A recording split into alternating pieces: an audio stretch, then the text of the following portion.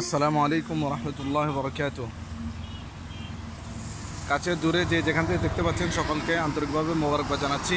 আমি কাজী আশরাফ, ঢাকা থেকে ফেনী শহরের উদ্দেশ্যে বন্যা কবলিত মানুষের জন্য ত্রাণ নিয়ে ইতিমধ্যে আমরা রওনা হয়েছি।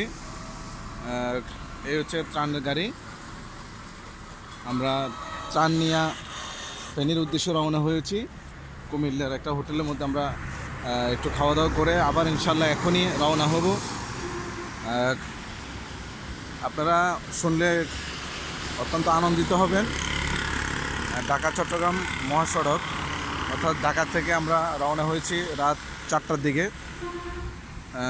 আমি আমার নিজের চোখে, আমাদের গাড়িসহ আমার নিজের চোখে কম না হলেও ফেনীর উদ্দেশ্যে ত্রাণবাহী ট্রাক, পিক আপ সহ বিভিন্ন ধরনের গাড়ি, না হয় 100টার উপরে গাড়ি দেখছি আলহামদুলিল্লাহ।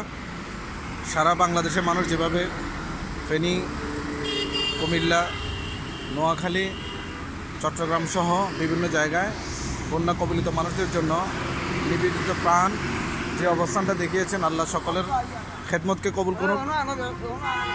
এবং আমার পিছনে আপনারা দেখতে পাচ্ছেন এই গাড়িগুলো সবগুলো হচ্ছে ত্রাণের গাড়ি, যেগুলো যাচ্ছে সব ত্রাণের গাড়ি। আপনারা দেখলেও খুশি হবেন। আল্লাহ তাআলা সকলের খেদমতকে কবুল করুক। যে যেখান থেকে যতটুকু পারতেছে, এই যে ত্রাণের গাড়ি যাচ্ছে, এই জন্য সকলকে ধৈর্য ধারণ করার জন্য বলবো, পাশাপাশি দোয়া করার জন্য বলবো। যারা আমরা ত্রাণ নিয়ে আসতে পারতেছি না, দোয়া করব।